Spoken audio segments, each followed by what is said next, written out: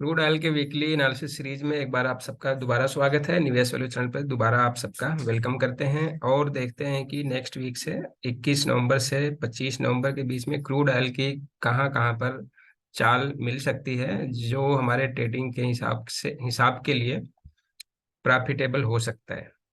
तो आगे बढ़ने से पहले एक बार हम रिव्यू कर लेते हैं कि हमारा डिस्कशन क्या था फर्स्ट वीक में एंड फिर सेकेंड वीक में। तो ये फर्स्ट वीक है, इसी में हमारा एक लेवल भी था कि ये पूरे महीने का भी में भी अप एंड डाउन साइड के लेवल्स होंगे। इसमें लोवेस्ट पॉइंट हमने डिसाइड किया था 6411 का एंड हाईएस्ट हमने डिसाइड किया था 8000 के आसपास, राइट।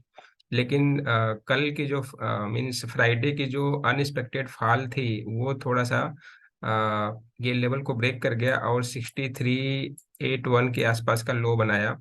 मतलब यहाँ से अगर देखें तो करीब 10 30 से 40 पॉइंट का, अगर आप हमारे वीडियो के रेगुलर व्यूअर हैं आप और देखते रहते हैं तो आपको पता होगा कि हम प्लस माइनस 40 के आसपास इसमें हम एक्सेप्शन लेके चलते हैं, राइट। अच्छा, अब आगे का हमारे पास क्या सिनारियो बनता है। ये हो गया हमारा फर्स्ट वीक का जिसमें हम 7 से 11 नवंबर में डिस्कस किए थे। वही हम अगले पिछले वीडियो में हम देखें तो जो पिछला हफ्ता गया था उसमें जो हमने एनालिसिस किया था उस एनालिसिस में हमने ये डिस्कस किया था कि ये हमारे पास इंपॉर्टेंट लेवल एंड सपोर्ट दिख रहे हैं। कौन कौन से? हमारा ट्रेंड डिसाइडर लेवल कितना था 7200 का, और इसके ऊपर हमारे पास टारगेट था 7700 का। उसके ऊपर हमारा 8000 से लेके 8200 तक के टारगेट थे। वहीं अगर हम नीचे की बात करें तो हमारा पहला सपोर्ट 7000 पे बन रहा था एंड उसके नीचे 6811 के आसपास बन रहा था। 6800 के आसपास का हमारा लेवल था। लेकिन अब पूरे हफ्ते में क्या हुआ, अगर हम पूरे हफ्ते की एक्टिविटी देखें तो हम चार्ट पे चलेंगे, वहां पर देख लेंगे। हालांकि ये एनालिसिस में भी गलत गया क्योंकि 6800 पे हम सपोर्ट लेने की सोच रहे थे, बट क्रूड ने सपोर्ट नहीं लिया और नीचे के लेवल को ब्रेक कर दिया, जहां पे ऑलमोस्ट 500 पॉइंट का ऑलमोस्ट डाउनफॉल में यहाँ पर देखने को मिला।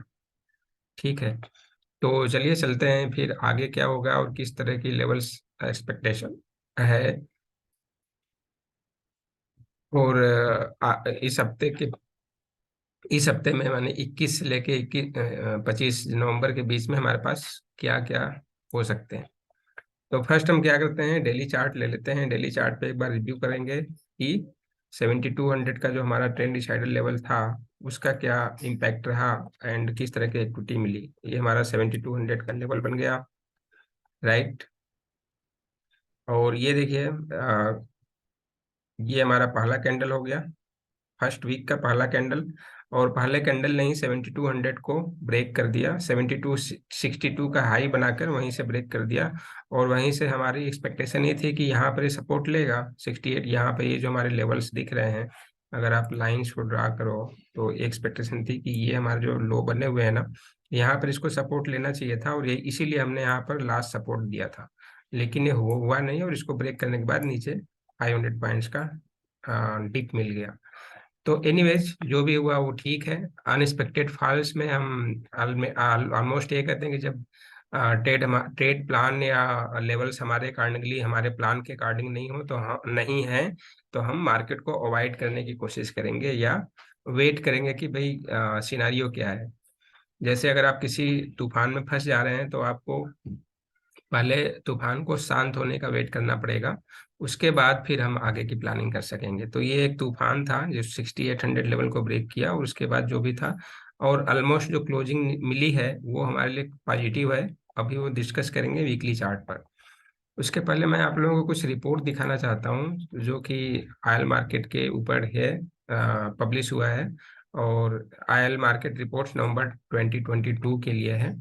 और ये एक रिप्यूटेड वेबसाइट है और इस वेबसाइट का मैं रेफरेंस ले रहा हूँ, मैं प्रमोशन नहीं कर रहा। ये हालांकि रिप्यूटेड वेबसाइट है और जहाँ तक मुझे पता है कि इसके रिसोर्सेज या सोर्सेज ऑथेंटिकेशन या ऑथेंटिकेटेड होंगे ऐसी उम्मीद है, राइट। तो यहाँ पर एक रिपोर्ट पब्लिश हुई है कि डिमांड जो 23rd या 2023 में जो होगी वो क्या हो जा रहा है, आपका डिमांड श्रिंक हो रहा है।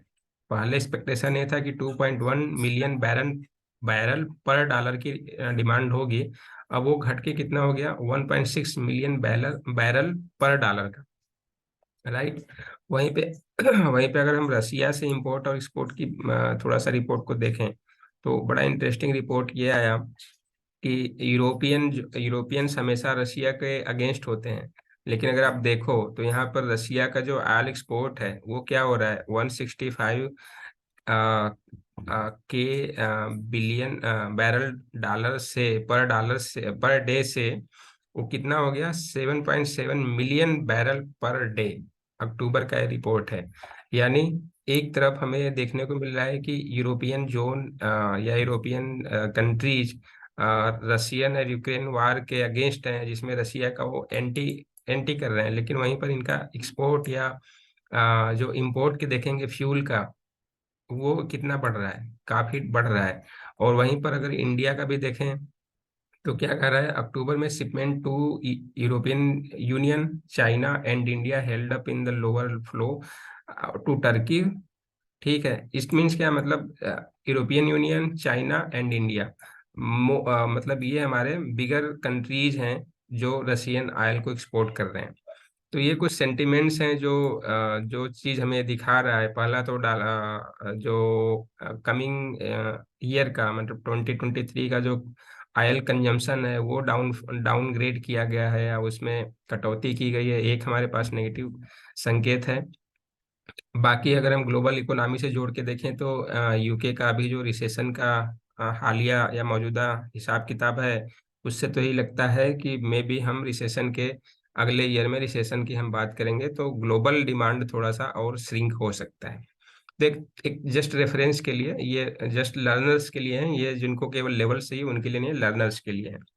चलिए अब हम देख लेते हैं कि हमारे पास अब क्या आगे का प्लान बनता है। तो वीकली चार्ट पर आ जाते हैं। वीकली चार्ट में देखें तो वीकली चार्ट में जो एक सपोर्ट लेवल था हमारा 68, ये वाला, दिस वन, इस लेवल को क्रूड ऑयल ने ब्रेक कर दिया। और ब्रेक करने के बाद फिर नीचे के लो को भी उसने, जो सितंबर में लो बना था उसके आसपास यहाँ पर इसने सपोर्ट लिया। तो अगर हम देखें तो ये हमारा एक सपोर्ट जोन था यहाँ पर, जहाँ पर हमें उम्मीद थी कि ये सपोर्ट लेगा और इसको भी ब्रेक करेगा। तो ये जो लो बना था, दिस वन, इस कैंडल का जो लो बना था यहाँ पर इसको सपोर्ट लेना चाहिए था, लेकिन यहाँ पर भी सपोर्ट नहीं लिया और उसके बाद नीचे चला गया। उसके बाद देखिए जो पहले ये हुआ था 19 सितंबर में भी ऐसा ही कुछ हुआ था, जहां पर एकाएक कम से कम 5 से 6% की मूवमेंट आ गई थी एक ही दिन में। क्रूड ऑयल में और नेचुरल गैस दोनों में बहुत तेजी से गिरावट दर्ज की गई थी। तो ऐसा अगर हम डेटा को देखें तो थोड़ा सा लंबा वीडियो बन जाएगा, बट थोड़ा सा जरूरी भी है, क्योंकि समझने के लिए या अपने नॉलेज के लिए हमारे पास ये चीज़ होनी चाहिए। तो अगर पीछे आप देखें तो देखिए यहाँ पर भी एक स्निप डाउनफॉल या बहुत तेज गिरावट यहाँ पे हुआ था। ठीक है, और एक ऐसा ही कुछ यहाँ पर हुआ है, ऐसा ही कुछ यहाँ पर हुआ है, ऐसा ही कुछ देखिए इस कैंडल में हुआ है। अब इन सारे अगर डेट्स को मैच करें तो देखिए मार्च का है। ठीक है, मार्च के बाद फिर अगला किस महीने में आ रहा है आपका ये, मार्च के एंड में, मार्च के बिगिनिंग में था, मार्च के एंड में हो गया। और वहीं पे छोटे छोटे बीच में और भी कुछ ऐसे फॉल्स हैं, लेकिन अगर बड़े बड़े फॉल्स को मेजर करें, देखिए 17 जून को एक ऐसा ही कुछ हुआ। जून के बाद फिर ये जुलाई में भी कुछ हो गया ऐसा ही। जुलाई के बाद देखिए यहाँ भी कुछ इस तरह की फॉल मिली है जुलाई में मिड में कुछ, और 13 जुलाई को भी कुछ ऐसा हुआ है। तो इस तरह से हम अगर देखें तो हर 1-2 महीने में इस तरह की गिरावट हमारे पास मिलती है। इसका मतलब क्या है कि हर 1-2 महीने में हम एक्सपेक्ट ये करें कि क्रूड ऑयल कुछ न कुछ तोड़फोड़ करता जरूर है। ये हमारे को एक जनरल परसेप्शन या एक जनरल आइडिया निकल के आ रहा है। ठीक है, अब चलते हैं फिर दोबारा वीकली चार्ट पर और वहां पर देख लेते हैं कि फिर हमारे पास अब क्या क्या पॉसिबिलिटीज है। ठीक, तो पहली पॉसिबिलिटी तो ये बनी कि पहला जो सपोर्ट लेना था उसको, इस सपोर्ट को ब्रेक करने के बाद जो नेक्स्ट सपोर्ट था वहीं पर इसने सपोर्ट लिया, जो हमारे लिए मार्केट के लिए गुड पॉइंट रहा। देखिए यहाँ पर सपोर्ट था और यहीं पे इसने सपोर्ट लिया और सपोर्ट लेने के बाद ऊपर चला गया। सेकेंड गुड थिंग ये कि यहाँ पर देखिए जो 6500 का लेवल था उसके आसपास क्लोज हुआ। लेकिन इसके पहले की अगर दो कैंडल आप देखोगे, जो यहाँ पर जो डाउनफॉल आए थे सितंबर महीने में, वो इस लेवल के नीचे की क्लोजिंग थी। मतलब वहां भी क्लोजिंग थी और उसके दूसरे दिन, दूसरे वीक में भी सेम लेवल के नीचे क्लोजिंग थी। तो ये 2 वीक बड़े खतरनाक रहे। तो उसके कंपेरेटिव अगर इस हफ्ते का जो क्लोजिंग देखेंगे वो थोड़ा सा हमारे लिए ठीक रहा। अब आगे का हमारे पास सिनारियो क्या बनता है। आगे का सिनेरियो हमारे पास बहुत सिंपल है, वही सारे लेवल्स रहेंगे, इसमें हमारे पास कोई चेंजेस नहीं है, यही लेवल है अभी भी। ट्रेंड डिसाइडर लेवल यहाँ पर अब चेंज हो जाएगा, वो ट्रेंड डिसाइडर लेवल कितना हो जाएगा, 6651 का हो जाएगा। अब यहाँ पे हमारे पास 66,500 का क्यों हो जाएगा, देखिए क्योंकि यहाँ पर ये हमारे पास दिस वन, क्यों, क्योंकि इसको मैं नीचे ले आता हूँ, ये लीजिए, क्यों। अब 6661 का हमारा ट्रेंड डिसाइडर क्यों बन जाएगा, क्यों, देखिए इसका जो ओपनिंग है यहीं पर मिला, ठीक, और इसका जो लो है यहीं पर मिला, इसका भी लो यहीं पर मिला, इसका भी हाई इसी के आसपास मिला।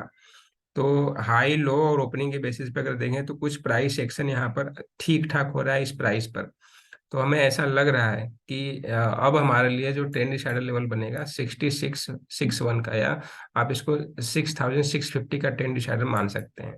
तो 6650 के जब तक ऊपर रहेगा हम बुलिश मोड में रहेंगे, और इसके जैसे ही नीचे क्लोज हो जाएगा हम बियरिश हो जाएंगे, ठीक है। फिलहाल तो अभी ऐसा कोई चांस नहीं दिख रहा है कि इसके नीचे जाएगा, बट 21 नवंबर मीन्स मंडे को एंड 22 नवंबर को नाइमैक्स पे क्रूड का सेटलमेंट है, दिसंबर कॉन्ट्रैक्ट का एक्सपायरी या सेटलमेंट बोल सकते हैं। तो थोड़ा सा वैलिडिटी 21 और 22 को मिल सकता है, उसके बाद में भी मार्केट सेटल रहे। तो इन दोनों चीज़ों के बेसिस पे अगर हम देखें तो 6650 का 6650 का हमारे पास एक ट्रेंड डिसाइडर लेवल बना, उसके ऊपर हम बुलिश, इसके नीचे हम बेरिश। लेवल्स आपके पास क्या रहेंगे, ऐसे ही लेवल्स रहेंगे। 66 के बाद अगर हम ऊपर की बात करेंगे, 66 ये हमारा लेवल है, ये हमारा ट्रेंड डिसाइडर लेवल बन जाएगा, अब इसको हम हटा देते हैं। उसके ऊपर हमारा 6811, फिर करीब 7100 के आसपास, उसके बाद फिर 7200 के आसपास, उसके बाद फिर हम 7600, इस तरह से हमारे पास लेवल आते जाएंगे। और वहीं इसके नीचे जाते हैं तो 64,611, और प्लस अभी जो रिसेंटली हाई बना है 6383 का, वो हमारा नीचे का टारगेट रहेगा। तो इस तरह से हमारे पास नेक्स्ट वीक के टारगेट निकल के आते हैं। और अगर हम इम्पॉर्टेंट डेट की बात करें तो अगर आप हमारे टेलीग्राम चैनल के या ट्विटर के फॉलोअर हैं या सब्सक्राइबर हैं, तो आपको हमने 11 नवंबर को, यस 11 नवंबर को हमने एक अपडेट दिया था कि 17 सितंबर, सॉरी 17 नवंबर एक इम्पॉर्टेंट प्रेशर डेट है या इम्पॉर्टेंट डेट है। हमने 11 नवंबर को अपडेट दिया था कि 17 नवंबर को एक इम्पॉर्टेंट डेट है, और 17 नवंबर इसमें +-1 था। हालांकि चलिए 17 नवंबर को भी आप देखेंगे तो ये 17 नवंबर का चार्ट है, कैंडल है, ये वाला 17 नवंबर का है। देखिए कितना बड़ा यहाँ पर भी फॉल में हमें देखने को मिला। इवन जो नीचे के हमारे सपोर्ट थे यहीं इसी 6800 को यहीं पर इसने ब्रेक कर दिया। तो 17 नवंबर को भी ये हुआ, और 18 नवंबर को भी ये, मतलब +-1, तो यहाँ भी हुआ। तो हमारे पास उम्मीद तो वहां पर ये थी कि हम शायद 7700 का हाई बनाएंगे, ठीक है। 11 नवंबर का अगर हम बात करें तो 11 नवंबर हम कहाँ थे, यहाँ पर थे, ये हमारा लेवल था, इस लेवल पर हमने डिसाइड किया था, इस लेवल पर। तो हमारी एक्सपेक्टेशन ये थी कि मे बी यहाँ लो बन चुका है, ये लो बन चुका है, और इसके बाद शायद हम यहाँ पर जाएं। लेकिन ऐसा हुआ नहीं, यहीं से मार्केट रिवर्स हो गया, 11 के बाद ही रिवर्स हुआ और नीचे की तरफ का लो बना दिया। तो अब नीचे का हमारे पास ऐसा लगता है कि फिलहाल लो बन गया है। अब हमारे पास नेक्स्ट इम्पॉर्टेंट डेट क्या आ रहा है, नेक्स्ट वीक के बाद अगले हफ्ते का, दिसंबर का पहला हफ्ता, 7 दिसंबर हमारा नेक्स्ट डेट आ रहा है। अब 7 दिसंबर को हमारे पास डेट क्या है, डेट तो निकल गया, डेट क्या है हमारा, सॉरी डेट निकल गया, डे क्या बनेगा। तो 7 को हमारा वेडनेसडे है, और उस दिन हमारा इन्वेंट्री डे भी है। तो लेट्स सी कि अगले हफ्ते के बाद दिसंबर के पहले हफ्ते में 7 दिसंबर को क्या हाई बनने के चांसेस हैं, मतलब इसके आसपास का हमारा लेवल मिलता है या नहीं मिलता है, वो 7600 के आसपास का आ रहा है। अगर इस ट्रेंड लाइन के ऊपर हम जाएं तो यही हमारा लेवल निकल के आता है। लेट्स सी क्या होता है। तो बस आज के इस क्रूड ऑयल के वीकली एनालिसिस में इतना ही। अगले हफ्ते में फिर हम रिव्यू के साथ, अगले हफ्ते की प्लानिंग करने, लेवल्स के प्लानिंग के साथ क्रूड के लिए हाजिर होंगे। तब तक के लिए thank you so much, thank you for watching.